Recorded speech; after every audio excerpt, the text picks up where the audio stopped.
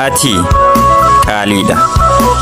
Omtuu sin fakkaatu adda uumamni kee barbaaddeen agartu laga buutee ceetee addunyaas naannoftu. Yoomiyyuun dagatin ati ufiif qaaliidha. Gatii kee wallaalin qoonni kee kophaadha. Iccitii keen baasin namarraa dhokfadhu. Rakkina keessa kee rabbii keetti himadhu. Harkan kennin jiruuf kanas ni dabarta. Gaafa milkooftetti seenaa keen dubbatta. Addunyaan atar'a nama baay'ee wajjin keessa jiraachaa jirtu. Buburreedhaa beeki daandiin ati deemtus yeroodhuma hunda wal siif hin qixxaatu. Har'a yoo gaddites bor gammaduu malta. Ifti aduu bahu xiqqoo turee dhihaa waa irraa baratta. Akkasuma bari quufni akka jiru beela'uunis jira. Hammeenyi akka jiru gaarummaanis jira.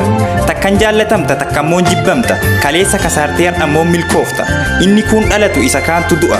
Haala addunyaati dirqama dandeessa jalaa miliquutti abjuusti ta'a. Wanti an siidhaamu ka'umsa kee malee gahumsi hin beekamu. Hammeenyan dalagin amantii keef buli akkas malee dubbiin milkaa'inaa dhumaa kan keen tilmaamamu.